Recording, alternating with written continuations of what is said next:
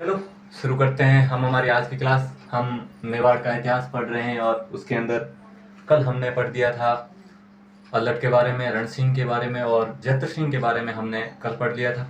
आज हम जैतर सिंह से आगे एक शासक हुआ जिसका नाम था समर सिंह। तो देखो, समर सिंह के शासनकाल के अंदर इसके दो पुत्र थे। एक का नाम था रावल रतन सिंह और दूसरे का नाम था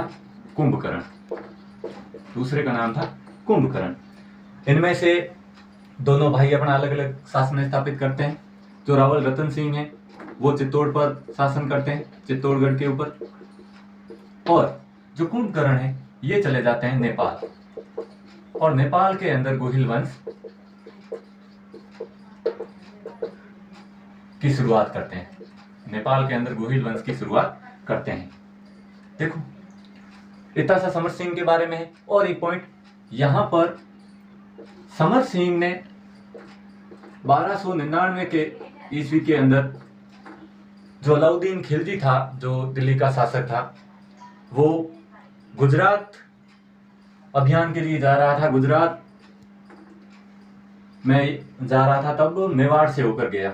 जो अलाउद्दीन है जो मेवाड़ से होकर गया, तो समर सिंह जी ने उसको रास्ता नहीं दिया था। मतलब रास्ता दिया था, लेकिन रास्ता देने के बजाय इन्होंने अलाउद्दीन से क्या टैक्स लिया था, कि रास्ता तो दिया था, टोल टैक्स, जिसको अपन क्या बोल सकते हैं, टोल टैक्स।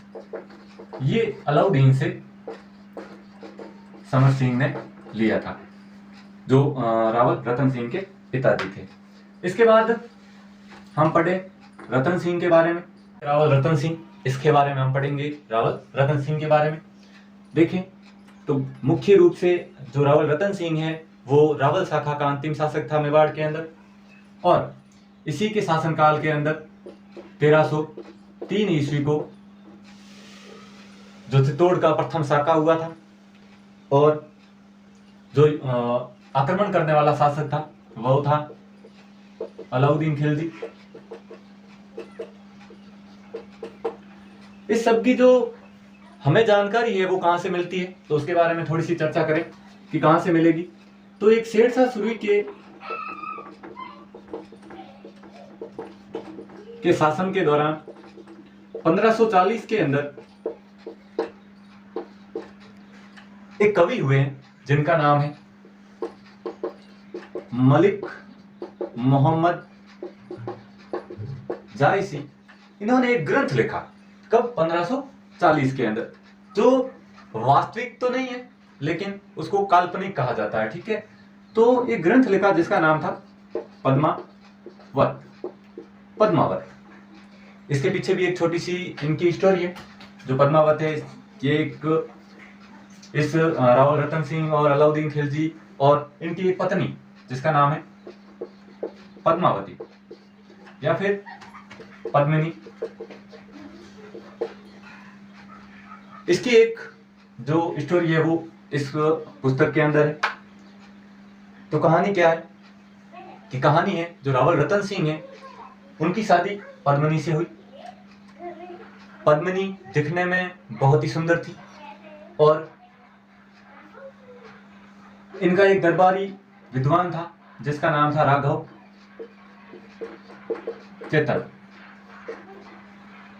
चेतन की पद्मिनी पर बुरी नियत थी, और इसका पता रतन सिंह को चल गया। और जब रतन सिंह को यह पता चला कि राघव चेतन रानी है पद्मिनी उसके बारे में गलत सोच रहा है, तो इन्होंने क्या किया, राघव चेतन को अपने दरबार से निकाल दिया। तो आपको पता ही है, जब दरबार से निकाला तो दुश्मन का भाई दुश्मन। उस वक्त रतन सिंह का जो दुश्मन था वो था अलाउद्दीन खिलजी। राघव चेतन यहां से सीधा गया अलाउद्दीन खिलजी के पास, और वहां पर जाकर के पद्मिनी की जो सुंदरता का बखान था वो सारा इसके सामने कर दिया कि भाई पद्मिनी ऐसी है वैसी है, वो तो इतनी खूबसूरत है वगैरह वगैरह, जो भी मतलब बस अच्छा तो पूछो ही मत, जितो भी बखानो सुंदरता रो वो कर दियो। ये भाई साहब लालच में आ गए, इनको भी लालच आ गया कि भाई ये बंदा इतना बखान कर रहा है एक औरत का, एक जो राजस्थान मेवाड़ की औरत है इसका इतना बखान कर रहा है, हम भी तो देखें कैसी है। तो ये भाई अपनी फौज लेकर के कहाँ आ गया, मेवाड़। कहाँ आ गया, मेवाड़। और आकर के डेरा डाल दिया कि भाई हम तो यहीं बैठेंगे, जब तक नहीं दिखाओगे तब तक नहीं जाएंगे। ठीक है, रावल रतन सिंह के पास गया समाचार कि भाई अलाउद्दीन जी आ गए। राघव चेतन था, धोखा किया, गया और उसको बुला कर ले आया, क्योंकि जो भी इनका दरबार था, जो भी इनका साम्राज्य था, इसके बारे में इसको पता था। ये दरबार का जो विद्वान कवि था, ये विद्वान था, और कहें तो इसका एक समय से देखो कि गुरु ही मान लो इसको। तो इसको सब कुछ पता था इसके बारे में, तो ये इसको पकड़ के ले आया अलाउद्दीन जी को यहाँ पर। तो फिर अलाउद्दीन बैठे यहाँ पर घेरा डाल के मेवाड़ में, और इनसे पूछा गया भाई साहब यहाँ क्यों बैठे हो आप, क्या लेना है आपको मेवाड़ से। तो ये भाई साहब बोलते हैं कि मुझे तो बस जो रतन सिंह जी की जो पत्नी है उसको एक बार देखना है, कि ये राघव चेतन है जो बहुत बड़ा बखान कर रहा है कि पद्मिनी ऐसी है, पद्मिनी का जो पानी पीती है तो यहाँ से सीधा दिखता है गले से, वो सारा जो ये सिस्टम बता रहा था वही मेरे को देखना है और कुछ नहीं देखना है। तो ठीक है, रतन सिंह जी ने इनको न्योता दिया, किनको, अलाउद्दीन जी को, चलिए आ जाइए दरबार में, खाना खाते हैं। ये भाई साहब संधि के लिए चले गए वहां पर कि युद्ध वगैरह करेंगे नहीं, एक बार देखेंगे पद्मिनी को और वापिस हम चले जाएंगे। गए, खाना वगैरह भोजन वगैरह लगी हुई थाली एकदम सेट की हुई, सातों अपने जो भी 56 भोग लगे हुए, सारे पकवान बने हुए। ये देखते हैं वहां पर अलाउद्दीन गए और रतन सिंह जी ने वो सिस्टम बनाया जो अपनी रानी थी पद्मिनी, उसको एक शीशे के उसके सामने इस तरह से, मतलब जो शीशे होते हैं वो सेट किए गए कि उसका जो प्रतिबिंब है, उसकी जो परछाई है, साया है, वो जो एक कुंड बना हुआ था जल का उसके अंदर दिख जाए। तो इस तरह से कुछ सेट किया उन्होंने। तो जो पद्मिनी को उस कांच के सामने लाया गया, उस शीशे के सामने लाया गया, तो उसका जो प्रतिबिंब है थोड़ा सा उस कुंड के अंदर पड़ा और अलाउद्दीन को वो थोड़ा दिख गया। तो अलाउद्दीन ने वो देखते ही ये भी लालच में आ गया थोड़ा सा, क्योंकि पद्मिनी वाकई में बहुत ही खूबसूरत दिखी इसको, और वहां से ये सीधा चुपचाप चला गया। और जाते जाते इसने रतन सिंह जी से कहा कि भाई साहब आपने तो हमारी मेहमान नवाजी की है, हमें भी मौका दीजिए थोड़ा सा, आप भी आइए हमारे दरबार में। तो ये भाई साहब बैठे ही थे वहां पर डेरा डाले हुए मेवाड़ के अंदर, और दूसरे ही दिन रावल रतन सिंह जी भी यहाँ पर चले गए, जो इनका जो डेरा था वहां पर चले गए। रतन सिंह जी जब यहाँ गए तो इसने सल कर लिया, रतन सिंह को जाते ही पकड़ लिया, कैद कर लिया और दिल्ली ले गए। जब वहां पर ले गए तो यहाँ से जो पद्मावती थी या पद्मिनी थी, ये सीधी गई अपने चाचा जी के पास। तो चाचा जी का नाम था गौरा, और इसका भतीजा भी था एक जिसका नाम था बादल। ये दोनों आपस में काका भतीज थी, काका भतीज। ये दोनों अलाउद्दीन से पूछा कि आपको क्या चाहिए, तो ये बोल रहे हैं कि हमें पद्मिनी चाहिए, आप पद्मिनी को लेकर आओ और रतन सिंह जी को लेकर जाओ। पद्मिनी कहती है ठीक है मैं चलूंगी। इन्होंने एक योजना बनाई एक बहुत ही सीक्रेट, और अलाउद्दीन को मैसेज किया कि ठीक है भाई पद्मिनी आ रही है आपके पास, और आने के बाद आप रतन सिंह जी को छोड़ दीजिएगा। तो इन्होंने क्या किया कि जो पूरी योजना थी वो इस तरह से बनाई कि जब रानी जाती है तो पालकियां जाती है साथ में, और उसके साथ में दासियां भी जाती है। तो इन्होंने क्या सिस्टम किया, जो पालकियां थी उसके अंदर सारे पुरुषों को बिठा दिया और 4-4 जने वो पकड़ के पालकियां लेके जा रहे हैं। और ये गोरा जी थे, ये उसके जो मेवाड़ की सेना थे उसके सेनापति भी थे। ये सेनापति भी वहां पर गए दिल्ली के अंदर, और जो पालकियों के अंदर पुरुष जो बैठे थे ये बाहर निकले, और यहाँ से जो रतन सिंह जी थे इसको छुड़ा लिया और वापस मेवाड़ लेकर आ गए। और जब इसका पता अलाउद्दीन को लगा कि मेरे साथ धोखा हुआ है, षड्यंत्र रचा गया मेरे खिलाफ, तो ये भी अपनी जो सेना थी उसको सेना को लेकर के वापस कहाँ आ गया, मेवाड़ आ गया, और डेरा डाल के बैठ गया। 8 महीने तक लगातार ये डेरा इसने यहाँ पर डाला रखा। और ये सारे जो आपको पता है चित्तौड़गढ़ एकदम सुदृढ़ किला है, उस किले के अंदर सारे जो रावल रतन सिंह वगैरह है ये सारे बैठ, और खाना वगैरह सारा अपने सिस्टम वहीं पर होने लगा। ये भी सोचे कि कभी ना कभी ये बाहर निकलेंगे, कभी ना कभी दरवाजे खुलेंगे किले के। लेकिन जब 8 महीने तक ये बैठे रहे इधर पर मेवाड़ पर घेरा डाल के बैठे रहे, तो अंतिम में क्या होता है कि जो अनाज वगैरह है वो धीरे धीरे खत्म होने लगा, पानी वगैरह सब खत्म होने लगा। तो बाद में क्या हुआ, एक ही ऑप्शन बचा इनके बाद इनके पास, और वो ऑप्शन था कौन सा? वो ऑप्शन था साका। वो ऑप्शन था साका। कौन सा ऑप्शन? साका। तो देखो साके के अंदर क्या होता है, जब साका करना होता है और जो सामने वाली सेना को पता चल जाता है कि अब हमारी जीत किसी भी हालत में नहीं होगी, कि सामने वाले 30 है और सामने वाले 30,000 है और हम यहाँ 3,000 हैं, तो सीधा दिख जाता है कि अब हमारी जीत तो होने वाली है ही नहीं, जीतने वाले तो सामने वाले ही जीतेंगे। तो क्या किया जाता था? तब किया जाता था साका। और साके में दो चीजें होती थी। कौन कौन सी? एक तो होता था केसरिया, एक होता था केसरिया और दूसरा होता था जोहर। क्या होता था साके में? एक तो होता था केसरिया और दूसरा होता था जोहर। केसरिया पुरुषों के द्वारा किया जाता। किसके द्वारा? पुरुषों के द्वारा। और जोहर महिलाओं के द्वारा। जोहर में क्या सिस्टम था कि जो आग वगैरह लगाई, एकदम हवन यज्ञ वगैरह किए, और जो जितनी भी महिलाएं होती थी जो जोहर करना चाहती थी, वो सारी उस आग के अंदर कूद जाया करती थी। और केसरिया में क्या होता था कि जो पुरुष है वो अपना एकदम सारा जो पोशाक, सारी जो कपड़े वगैरह है वो सब एकदम केसरिया कलर के पहनते थे, साफा वगैरह सारा, और युद्ध के अंदर लड़ते हुए मारे जाते थे। उसको बोलते थे केसरिया। तो जो 1303 के अंदर डेट देखें तो लगभग पिछली बार जब अलाउद्दीन आया था वो टाइम था 28 जनवरी 1303। ठीक है, जो मतलब आया। और जो ये था ना जोहर साका वाला टाइम था, वो था लगभग 25 या 26 अगस्त 1303। यानी कि इतने टाइम तक वो मेवाड़ के ऊपर घेरा गाड़ के बैठा हुआ था, बस इंतजार कर रहा था कब बाहर निकले और कब इनको मारना स्टार्ट करे। तो यहाँ पर 25 या 26 अगस्त को आक्रमण करता है अलाउद्दीन किले के ऊपर, और यहाँ पर रतन सिंह, गोरा, बादल ये केसरिया कर लेते हैं, यानी कि युद्ध के अंदर शहीद हो जाते हैं। और पद्मिनी प्लस 1600 महिलाएं जोहर कर लेती है, मतलब आग के अंदर एकदम से कूद जाती है और अपने आप को जला देती है। फिर क्या होता है, जब अलाउद्दीन खिलजी चित्तौड़ के जो किला है, किले के अंदर प्रवेश करते हैं तो इनको कुछ भी नहीं मिलता है, वहां पर राख के सिवाय कुछ भी नहीं मिलता है।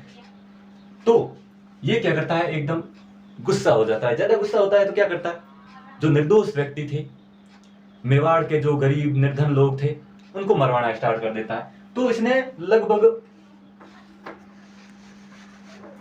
30,000 पुरुष या महिलाओं का कत्लेआम शुरू कर दिया, यानी कि इतने लोगों को इसने मार दिया मेवाड़ के अंदर। और जो मेवाड़ का शासक है अपने बेटे को बना दिया, जिसका नाम था खिज्र खां। क्या नाम था? खिज्र खां। और इस खिज्र खां के नाम पर जो मेवाड़, अपना जो चित्तौड़गढ़ का नाम है वो चेंज कर दिया। चित्तौड़गढ़ का नाम बदल कर क्या रख दिया? खिजराबाद कर दिया। खिजराबाद का मतलब है आबाद। यानी कि अलाउद्दीन खिलजी ने जो चित्तौड़ में कत्लेआम किया था, इसको बर्बाद किया था चित्तौड़गढ़ को, तो आबाद कौन करेगा? खिज्र खां इसको आबाद करेगा। इसलिए खिज्र खां को वहां का शासक बना करके खुद दिल्ली चला गया। और खिज्र खां ने फिर चित्तौड़ के अंदर एक जो गंभीरी नदी के ऊपर पुल बनाया था। और चित्तौड़गढ़ के अंदर एक मकबरा बनाया, और मकबरे के ऊपर फारसी भाषा के अंदर लिखवाया। फारसी भाषा के अंदर जो अलाउद्दीन है इसे ईश्वर की परछाई कहा गया। इसको ईश्वर की परछाई कहा गया। और भारत का दूसरा सिकंदर कहा गया किसे? अलाउद्दीन को। कहां पर? जो मकबरा बनाया था, उस मकबरे के ऊपर किसने? खिज्र खां ने लिखवाया था अपने पिता के बारे में। फिर थोड़े दिनों बाद खिज्र खां का भी मन भर गया चित्तौड़ से, तो उसने भी अपने पिताजी को कॉल किया और मैसेज करके कॉल करके अपने पिताजी बोलता है कि मेरा मन यहाँ पर नहीं लगता है, मैं दिल्ली आना चाहता हूँ, अब आप कैसे भी करके चित्तौड़ से मेरे को वहां पर ले जाइए। तो जो अलाउद्दीन खिलजी है वो चित्तौड़गढ़ का शासक बनाते हैं। किसको शासक बनाते हैं? मालदेव सोनगरा को। और मालदेव सोनगरा है वो चित्तौड़गढ़ का शासक बनते हैं। इनको एक अन्य नाम भी है इनका, मुच्छाला मालदेव। मुच्छाला यानी कि इस मालदेव सोनगरा के बड़ी बड़ी मुच्छे थी, बड़ी बड़ी मुच्छे होने के कारण इसको बोला जाता है मुच्छाला मालदेव भी कहा जाता है। और जो भी थी ये पद्मावत, ये मलिक मोहम्मद जायसी की रचना है। 1540 के अंदर जायसी ने रचना की और 1540 के अंदर शेर शाह सूरी के टाइम में इसने ये ग्रंथ रचा।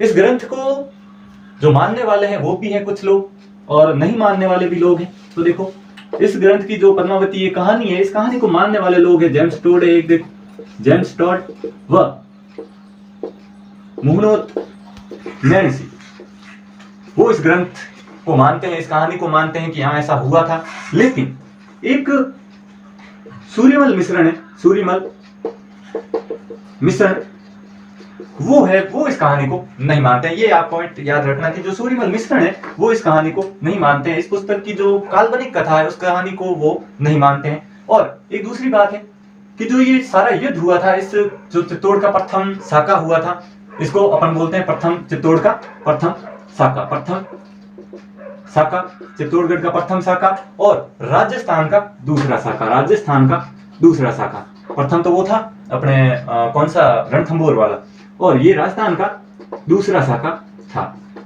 और प्रथम चित्तौड़ का प्रथम और सबसे बड़ा साका, सबसे बड़ा साका, क्योंकि पद्मिनी और 1600 रानियों ने इसमें क्या किया था, जौहर किया था। इसलिए जो चित्तौड़गढ़ का है जो सबसे बड़ा साका है, राजस्थान का दूसरा साका है और चित्तौड़गढ़ का पहला साका है। इसको साका कहा। साका मतलब जौहर और केसरिया दोनों साथ में। हाँ, एक पॉइंट और भूल गए हम। उस पॉइंट में क्या था, मैंने आपको बताया था कि जो ये अलाउद्दीन खिलजी था, इसके साथ एक लाइट कर दी, और इतिहासकार आया था जिसका नाम था अमीर खुसरो। अमीर खुसरो, अमीर खुसरो ने अपनी एक पुस्तक के अंदर जो इस युद्ध का है सजीव चित्रण किया है, यानी कि युद्ध के अंदर क्या क्या हुआ, कौन किस टाइम कौन मरा, किसके हाथों मरा, वो सारा सजीव चित्रण है, वो अमीर खुसरो ने किया था। जो चित्तौड़ का प्रथम साका था, प्रथम साका था उसका इसकी पुस्तक है। उस पुस्तक का नाम है खजाइनुल फुतूह, खजाइनुल फुतूह। ये किताब, इस बुक के अंदर इसने जो ये युद्ध था, इस युद्ध का सजीव चित्रण किया है। लाइट करने की वजह से अपनी जो ये क्लास थोड़ी सी हो सकती है, तो ठीक है, आज के लिए बस इतना ही।